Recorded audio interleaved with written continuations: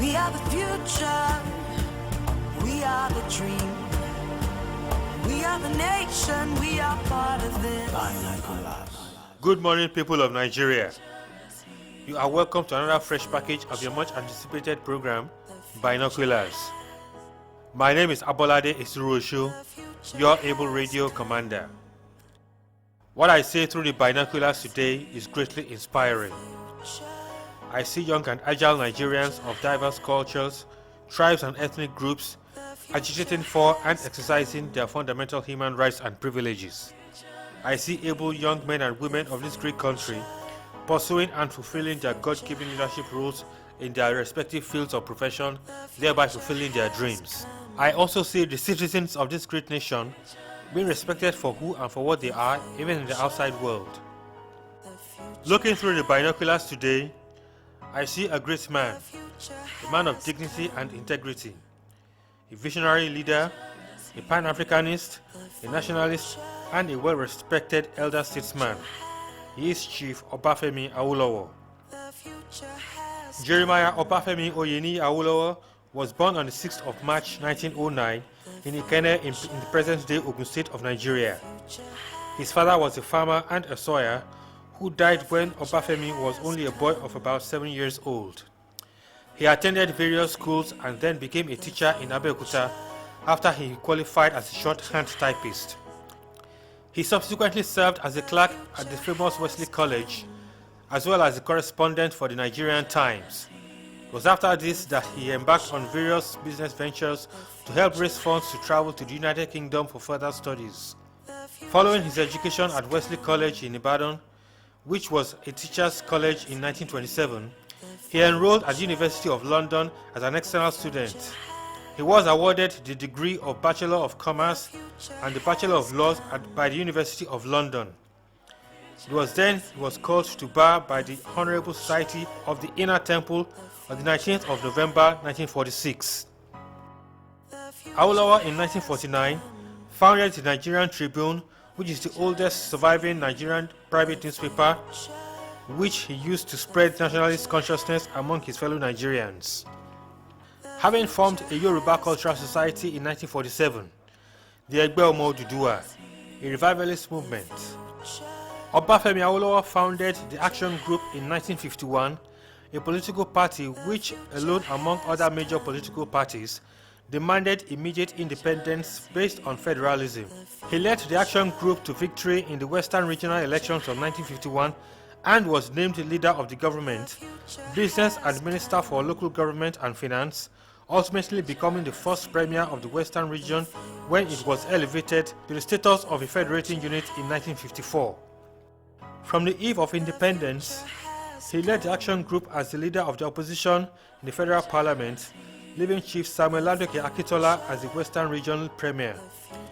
Serious disagreements between Awolowo and Akintola on how to run the Western region led the latter to an alliance with the Tafawa Balewa-led NPC federal government.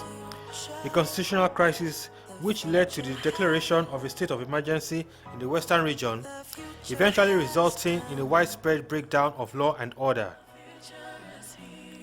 Excluded from national government, Awolowo and his party faced an increasingly precarious position.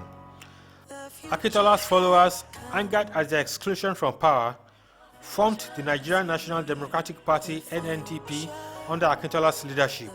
Having precariously suspended the elected Western Regional Assembly, the federal government then reconstituted the body under maneuvers that brought Akintola's NNDP into power without an election. Awolowo and several disciples shortly afterwards were arrested, charged, convicted and jailed for conspiring with the Ghanaian authorities under Kwame Nkrumah to overthrow the federal government. The remnants of the Action Group fought the national election of 1965 in alliance with the largely Igbo and southeastern NCNC. Amid accusations of fraud from the NCNC AG camp, the NPC-NNDP won the election. The Action Group supporters therefore reacted with violent protests in some parts of the Western region. Obafemi Awolowo was later freed by the military administration of General Yakubu Gowon, who subsequently appointed him Federal Commissioner of Finance and Vice President of the Federal Executive Council. This took place in the unsettled circumstances immediately preceding the Civil War. Awolowo pioneered free primary education in Nigeria in the Western region and also free health care. Although Awolowo failed to win the 1979 and 1983 presidential election of the Second Republic, he polled the second highest number of votes, and his policies of free education and limited free health care were carried out throughout all the states controlled by his party, the Unity Party of Nigeria, UPN. Obafemi Awolowo is best remembered for his remarkable integrity, ardent nationalism, principled and virile opposition, and dogged federalistic convictions. His party was the first to move the motion for Nigeria's independence in the federal parliament, and he obtained internal self-government for the Western region in 1957. He also established the Western Nigerian Television WNTV, which was the first of its kind in the whole of Africa. Obafemi Awolowo died peacefully in his Ikenne hometown on the 9th of May 1987. He was 78 years old.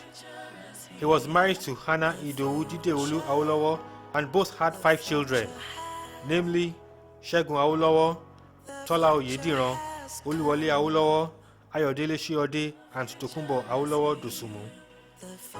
Like I always say, my fellow countrymen, let us not give up in our daily challenges, but always strive hard to achieve the very best, like Obafemi Awolowo never did in his lifetime. We are already there. Till I come your way again, I remain yours sincerely, Abolade Isuruoshu, your able radio commander, signing out. Stay blessed.